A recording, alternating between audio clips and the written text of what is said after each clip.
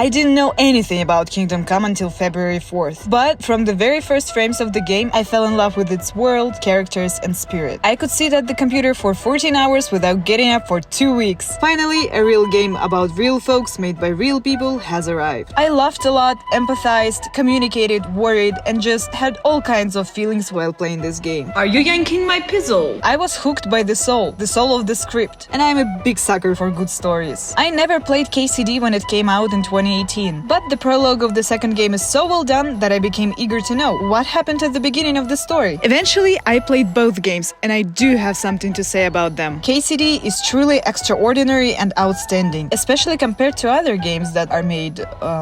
I honestly don't know why some of these 2024 titles are even made, because none of them actually make me want to buy them. In the first 2 weeks after its release, Kingdom Come Deliverance 2 was purchased by 2 million people, and I hope it gets even more sales. I want to support and promote games like this, because they are real works of gaming art. However, like any art, KCD wasn't for everyone. Even before its release, many people decided not to buy this game, because it was accused of being involved in DEI scandals. What can I say? Those who didn't get their hands on this game are simply missing out. My name is Majora, and in this video I will tell you why Kingdom Come caused such a loud scandal, why this game is actually a work of art, and I will tell you my personal story about this game that started in 2004. A medieval game made by the creator of Mafia is coming out. That phrase wasn't enough for me to play KCD. The name Daniel Vavra was the very reason I even looked into what this Kingdom Come was. In 2004, Vavra became a very important person to me. I was 7 years old, and I had an ancient Vaio computer. If anyone remembers these computers, hit the like button for me, please. There were 3 games on this computer. Hitman, which I didn't really like, Siberia, which I played terribly slowly because of my bad English at the time, and Mafia, the City of Lost Heaven. Like Siberia, Mafia was also in English, and it was quite violent like Hitman, but it was Mafia that I played endlessly for months. All because I was hooked by the story. It was so well written and so well presented that I wanted to live in this city and be Tommy Angelo to the fullest. I understood the plot even without a good grasp of the language. I felt this game with all my heart. It was after playing Mafia as a child that I realized I also wanted to write such stories. Actually, thanks to Vavra in his Mafia game, I decided to study screenwriting and filmmaking. Vavra also wrote the story for Mafia 2, for which I'm also grateful to him. His scripts feel different. They are original, atmospheric, and most importantly, alive. These stories are not mass-market products at all. You know, it's very difficult to explain verbally what exactly inspired me so much in Mafia. It's somehow very human. It's like with a favorite author. It doesn't even matter what the author writes about, but I love their works with all my heart. And the works of other great authors just don't resonate with me. Since my childhood, I've always been confused when people wrote on the internet, Mafia is boring, you constantly have to drive. When I saw such reviews, I began to understand that apparently not everyone feels the value of good stories and not everyone likes truly deep games. What kind of long car rides in Mafia are we talking about when the main character is dealing with such an internal drama? What are you even looking at the cover or at the book? And KCD has all this Vavra energy as Mafia has. With this game, Daniel became an example of a master game developer for me once again. And not only that, but a brave person too. It seems like Audentes Fortunui Vat was the motto of the game development process as well. In one of his presentations, Daniel Vavra talks about why he decided to make a game based on real history, especially about the Czech Republic and not about France, England or Germany, which are more well known globally. These are not my words, by the way, I'm not trying to insult the Czech Republic, these are all Vavra's quotes. I love Czechia with all my heart. He says, I didn't know if people would be interested in a game about the Czech Republic. Many in the world see it as a former Russian state with a strange culture that no one has ever heard of. Many Czechs have a syndrome where they feel no one knows about them. After much thought, Vavra came to the answer: freedom. You just have to do it. No one knew great actors until someone made a film with them, and no one knows about the Czech Republic in the world because no one has created anything about it. You just have to go ahead and try making it. And more than that, the budget for KCD1 was raised on Kickstarter. How do you like that? This alone was already a bold and unconventional move. Vavra was so stressed during the production of the first game that he had to undergo heart surgery. He was so immersed that he spent 2 years reading historical novels, documents, and textbooks. He even found a 2,000-page book detailing all the ordinary life aspects of medieval Bohemia. He found a document with a list of real residents of the actual village of Ledečka, and all the townspeople in-game Ledečka bear these surnames. KCD is used in schools and universities in the Czech Republic as a teaching aid on the Middle Ages. While playing KCD, you can feel all the enormous amount of work put into creating this dream game. The creators didn't care about accepted standards. They made their game the way they wanted it to be, without half-hearted effort. The result speaks for itself. It is a real work of quality, in which you can feel the respect for for both, for the players and for themselves as creators. The screenplay in this game is outstanding. Without even playing KCD 1, I immediately grasped Henry's motivation in KCD 2. While Hans Capon drags you after you fall off a cliff, you see Henry's hallucinations about his parents and skeleton. This scene strikes deep and conveys the drama and plot of the first game much more strongly than KCD 1 itself does. I was excited, scared, and felt very immersed in this scene. I literally felt and lived the entire story that was in the first game. It was like a theater of memories that haunt the main hero and refuse to go away. Instead, they get stronger. For new players like me, who know nothing about the story in the first game, this is a delightful and artistic introduction to the problem. It is you, not the scriptwriter, who influences the story of your Henry in the game. And your story influences the mechanics. Whether it will be easy or hard for you to complete a particular quest, whether you'll be able to fight with a sword or hit a target with a bow at all. What are you going to choose? Developing sword fighting skills or improving your eloquence? Will you be able to come to an agreement with the bandits on the road? And will your fighting skills be appropriate in a decent society where all the issues are resolved through communication? You really need to think about this in advance. For example, I was able to complete KCD 1 without knowing how to fight, relying solely on my ability to talk my way out of situations. And for me, everything went interestingly and successfully. The game gave me that choice. Yes, I suffered in some battles, but I didn't want to throw the computer out of the window. I was able to progress with the plot without fighting, although I ran away from robbers on the roads as fast as I could, but also I avoided a lot of bloodshed in quests. Would I be able to fight back with a sword in real life?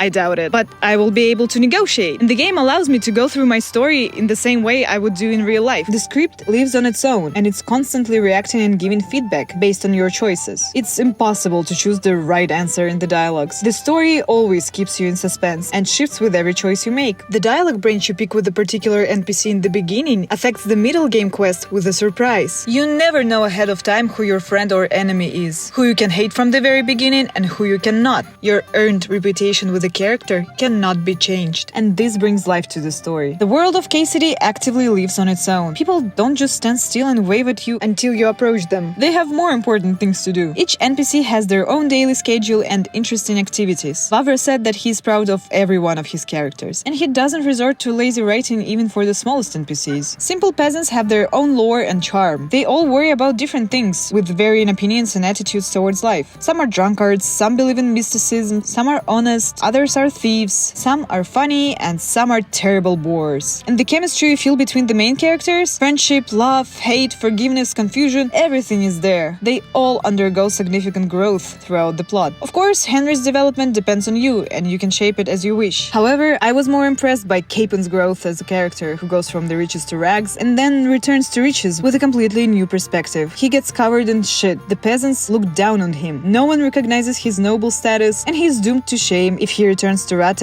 empty-handed. That's very cool. You really empathize with him, and he doesn't inspire anger. Because he's humble, he accepts his path and grows with it. Jan Žižka is also a great character who evokes a lot of emotions. You have to admit, there is so much to learn from his thoughts and strategies. There is a codex tab in the game menu where you can read textbook-like information about the characters, aspects of life, and places in the Middle Ages. I really loved the passage about Catherine. She's a perfect example of a fictional, yet historically representative character. Overall, I have never enjoyed interacting with game characters as much as I did in KCD. I'm glad I never shot the humans with the bow, but decided to approach them and have a drink. I was in complete joy, especially with the talking dog and the Hungarian language games. I had a very good laugh, and this sense of delight is felt everywhere in the game. The map is full of fun references. For example, there is a Dark Souls bonfire or a card stuck in a tree like a blue card from Harry Potter. I also loved the Ace Attorney style mission in Sigismund's camp. I really enjoyed the investigation and how it followed the same logic as Phoenix Wright. And since Musa of Mali is participating in this quest, an inclusive character in question, let's talk about the scandals and what I think about them in general. This post about the unskippable gay scene and the Saudi Arabia ban is very funny. You help a townswoman escape with a black merchant, and there were no black people in Bohemia in the Middle Ages. Of course, every word in this post is not true. There was also this post by a Christian blogger. Kingdom Come Deliverance 2 is one of the biggest insults to gamers and Christians in recent years. It was all about trying to be subversive and woke, promoting DEI and lying to gamers along the way. On the other hand, when KCD1 came out, there were historians who immediately claimed that, for example, the Cumans were shown incorrectly in the game and that the game promoted the idea of the Czech Republic is for the Czechs.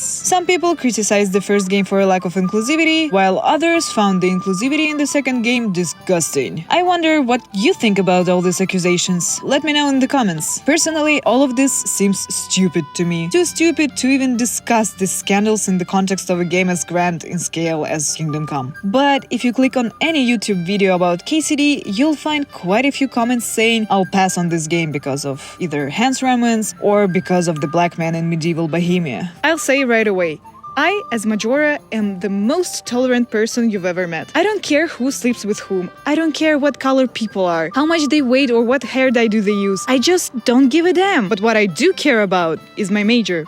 Thinking, art, and people. And it irritates me like hell when a game or a movie has this infamous something for the sake of something. When a hero is special just because he's special, with no motivation or explanation. When we're given a scandal just for the sake of a scandal. When there's a joke for the sake of a joke, just because it is time to insert a laugh. And yes, I don't like it when there are DI characters for the sake of DI characters too. Let me give you an example. I have a cross-tie. And if there was a game with a cross-tied person just to fulfill the norm for cross-tied people in the movies or games, I would be sad. I'd say to such developers like, can we have a personality for my cross-tied brother or sister? Can you write a motivation for them?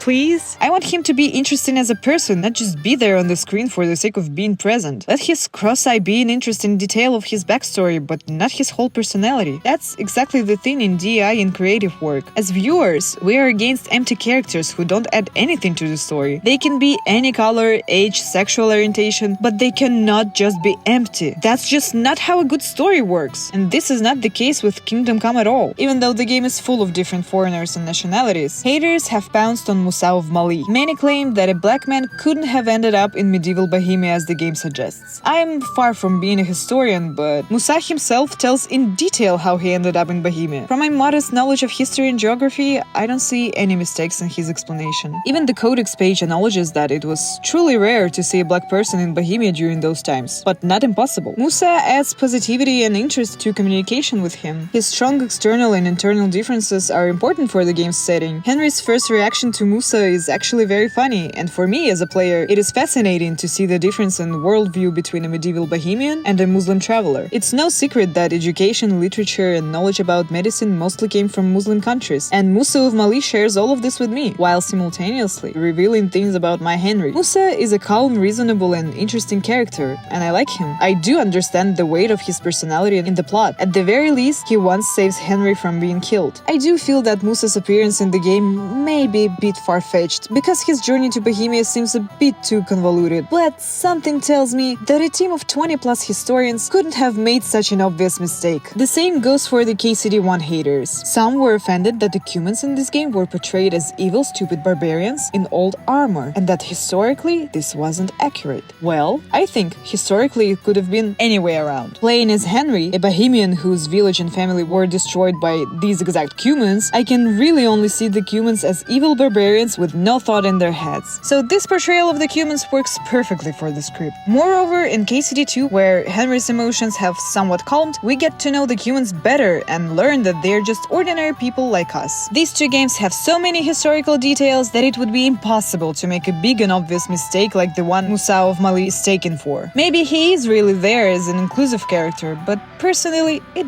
doesn't bother me at all, because he's not just a black person for the sake of being black. So, to be offended by Musa of Mali is just stupid. As stupid as getting angry at the romantic scene with Capon. First of all, you call this an evil erotic gay scene? It's absolutely harmless, even too harmless. It's actually very deep and sensual, and to be honest, it really adds to the story, in my opinion. People were offended because in KCD1, Henry was 100% straight. But in this game, boom, he's not as straight anymore. However, in one of his tweets, Vavra wrote that in 2018, they simply didn't have the budget for the same-sex relationships. And, excuse me, can you not flirt with me so openly? As a fun fact, you can seduce another man besides Capon in this game. In this story, you're definitely not bisexual just for the sake of being bisexual. Firstly, it's just an option. Secondly, in order to sleep with Hans Capon, you need to choose the right dialogue branches throughout almost the entire game. It's not that easy, because you have to find one hidden and not so obvious dialogue with him. Thirdly, these two characters have every right to have feelings for each other. Because they share the same experience, a common task, and jokes, they've already built a friendship in KCD1. And as players, we go through all of this together with them, so it's easy to see why their feelings for each other can develop. In the story, you go through difficulties with every major love interest, with both Catherine and Rosa, and especially with Capon. This creates a sense of chemistry between you and these characters. Your relationship with each of them wasn't built behind the scenes. You're actively involved in them. So, if you want to sleep with a woman, go ahead. If you don't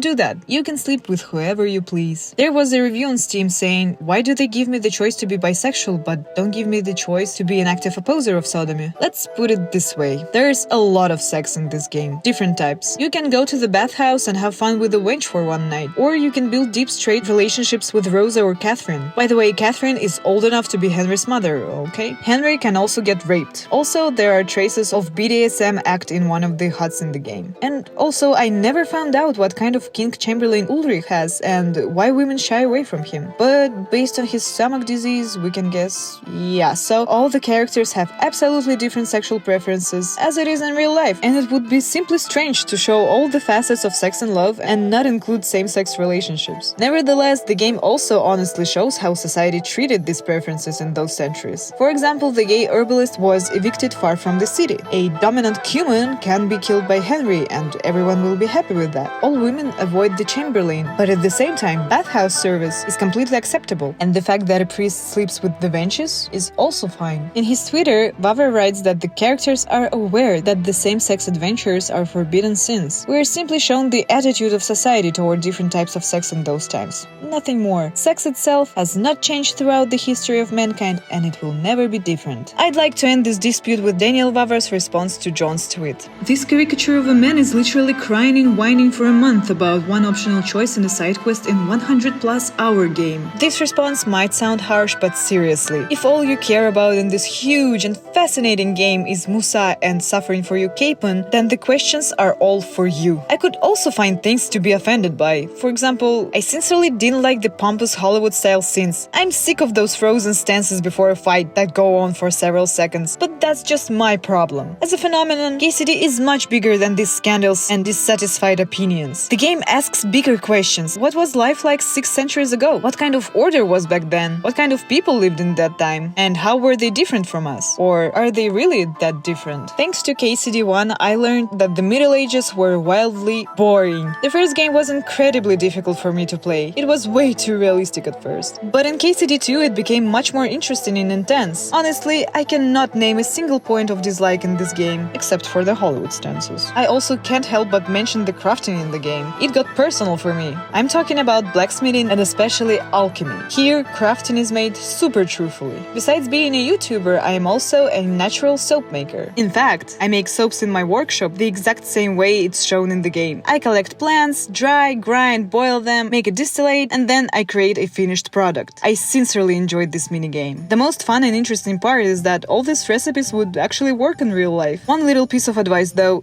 do not attempt to make the savory schnapps. The skill training is also very interesting. I especially like the reading training in KCD1. With every other book, you feel how reading becomes easier. You can feel the action in the game very strongly. The weight of the hammer in the forge, the stuffiness in the helmet with the visor closed. I even felt sick when my Henry got drunk, and I was particularly drawn to sleep when he yawned. The game communicates with me on the real level, not just according to some pre-scripted instructions. As a gamer, I feel important and heard. KCD jokes with me, scares me, surprises me, gives me freedom, and forces me to make tough choices. It doesn't lead me by the hand through the plot as if I were a 5-year-old. Needless to say, even the lead actors Tom McKay and Luke Dale are clearly passionate about the game. I even yanked my pizzle on Luke's 24-hour stream on KCD2. It's hard not to be a sincere fan of this game, really. Kingdom Come script showcases one of my favorite narrative structures, ring composition. We begin the story with a conversation with Martin and end it with the same scene, sitting in the peaceful meadow. It's the perfect moment to reflect on our in-game journey. In this final scene, your parents evaluate your choices, whether you stole, were cruel, or spoke rudely or politely to the people you met. I love that the judgment comes from our parents and no one else. Only they have the right to evaluate us. I even felt a bit ashamed of some of my gameplay choices in front of them. But overall, I enjoyed every single part of this experience. My interactions with the characters, characters, the history that came to life, the brilliant script, the immersion, and all the emotions this game gifted me. It was truly a ride. Now it is time for artists to finally step away from these traditional rules of creativity. Of course, rules are important, but they should only exist until they hinder your creative expression. Keep the rules in mind, but be free in your choices. In one of his interviews, Daniel Vavra said, "Movies and games are made for critics, not for players and viewers." And unfortunately, he's right about that. But he broke the rules himself. He showed us that you shouldn't be afraid to be yourself in your art, follow your vision and don't compromise. That kind of creative courage pays off and brightens the world in unexpected ways. So relax and just enjoy the game. It has so much to offer, more than you can imagine. There's wisdom, deep emotions and pure fun woven into every corner of this world. It's really a breath of fresh air in today's gaming. Kingdom Come is very inspiring. Thank you so much for watching. I, Majora, have been here for you. Please hit the like button and leave a comment. I will be incredibly glad to read them. Play with love. Bye bye.